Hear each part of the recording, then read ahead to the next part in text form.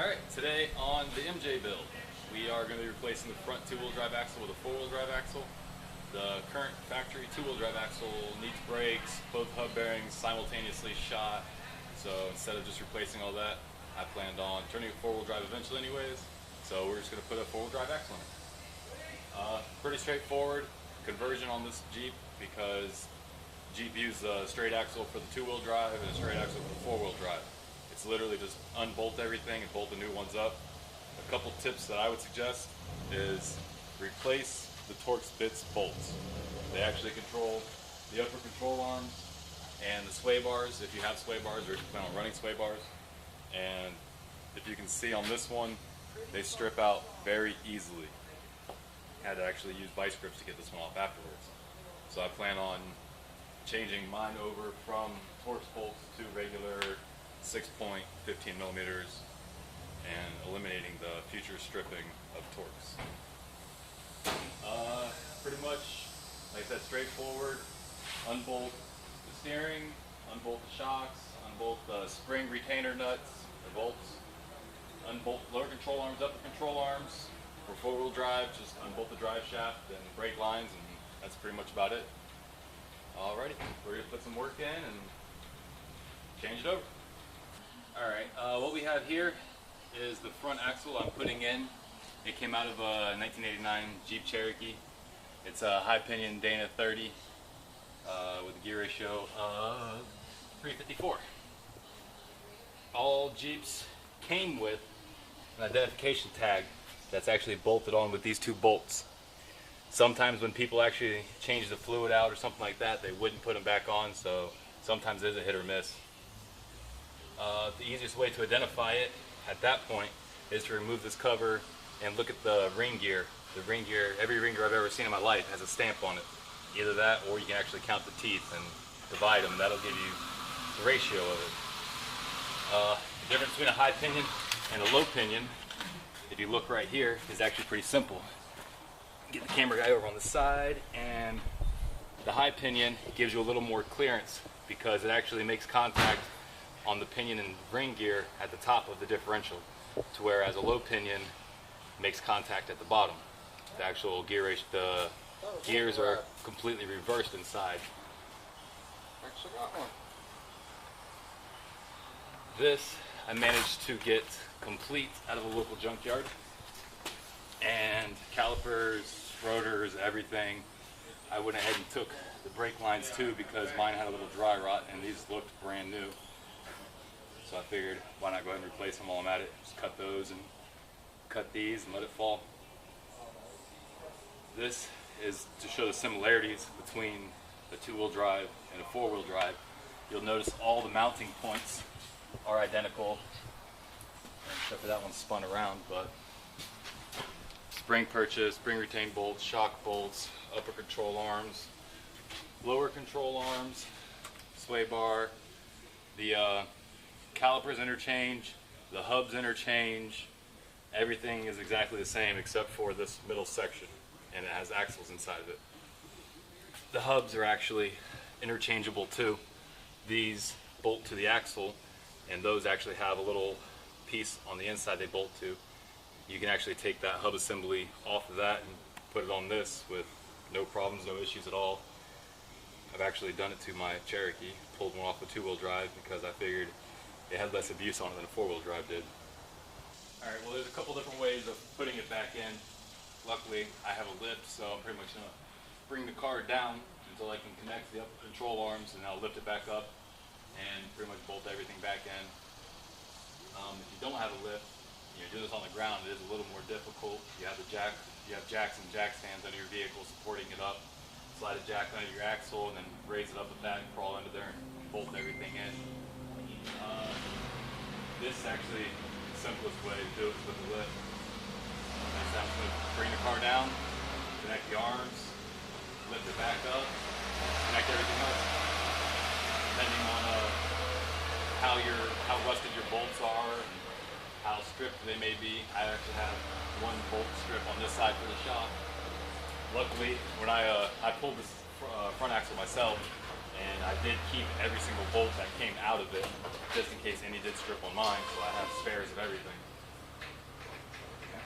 Now we're gonna get to work.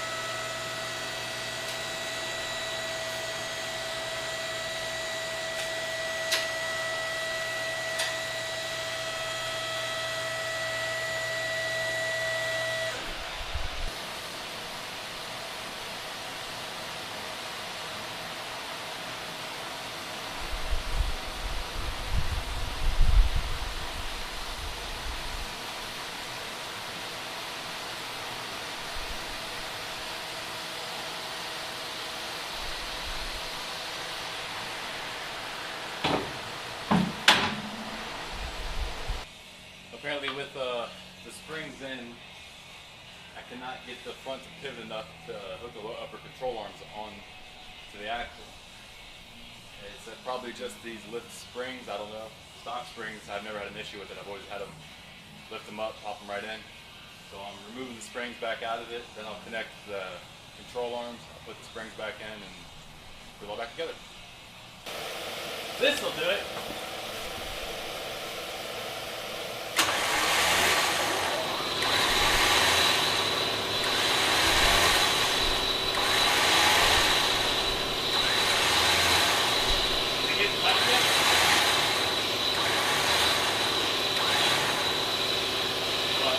It's not doing what you're thinking it's doing. It's just tight now, stuck. No, it's still loose. Well, nothing was moving.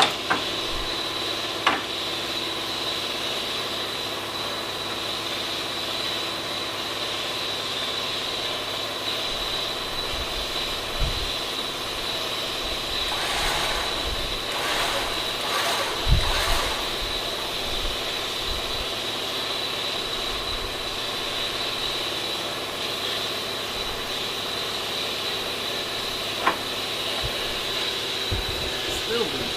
Fuck.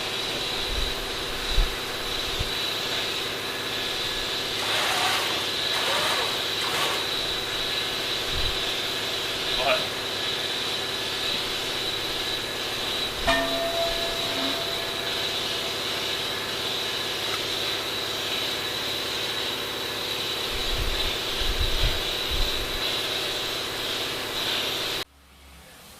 Alright, so we had some difficulties. I couldn't get the bolts lined up, so I took the winch, wrapped it around the front axle, and used the winch to actually pull the front axle forward enough to where I could get bolts lined up. Now the bolts are lined up, gotta put the track bar in, steering stabilizer, bleed the brakes, and we'll be good to go. Alright, so currently I'm having serious issues with the factory track bar. It is not wanting to line back up because I have about 5 inches of lift with stock steering and a stock track bar. So, unfortunately, I don't plan on keeping this front end on it to waste the money. An adjustable track bar and all the other stuff that I really should have on it. Because definitely plan on going V8 and 1 ton down the road. So currently, I'm just trying to get it together as easily or as difficultly as I can.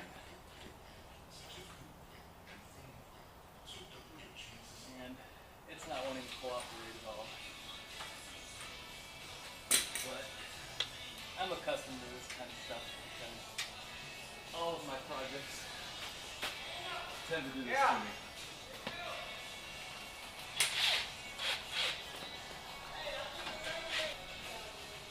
See, like that right there. That's my luck. Just snapped the factory bolt. Because, why not, right? Why not?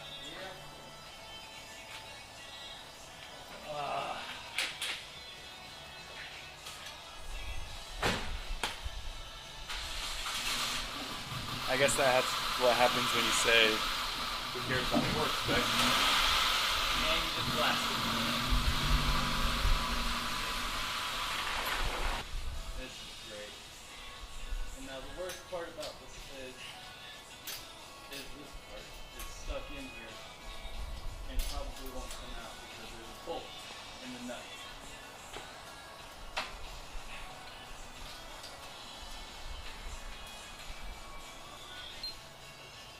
In all honesty, if I knew I wasn't running this many problems, I wouldn't have went 4-wheel drive now. I just waited until I went 1 tons. This is absolutely ridiculous. I'm at a friend's shop that closes at 3. Nobody walking around currently. It's 4 o'clock. And still have probably another 30 minutes to an hour.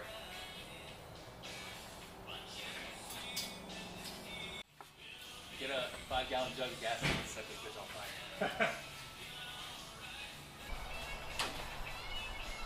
Oh, if I hit this fucking thing one more goddamn time.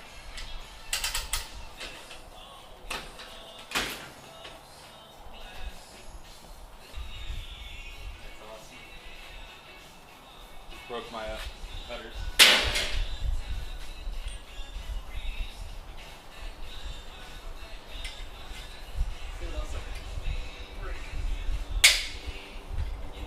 Broke the screwdriver. Ah, there it goes. It's awesome. Luckily, like I said, I saved all the bolts and nuts off the other one. Other axle has pulled out, so round 2.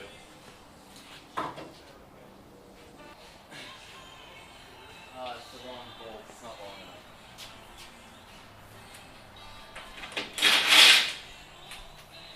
Fuck my man. Alright, well, that's it for the track bar currently. We're gonna run it like that until I can find another bolt because I ain't got time to fuck with it right now. Alright, couldn't get the track bar bolt in. Said screw it. Went to bleed the brakes. Both bleeder valves are stripped and so seized up. They're just not coming apart, so can't bleed the brakes. So I'm done for the day. Frustrated. Screw it. If it doesn't steer, if it doesn't stop, there's a ditch right next to the road, so aim for that. I won't put anybody else at risk, you know. Too much, but I'm done for the day.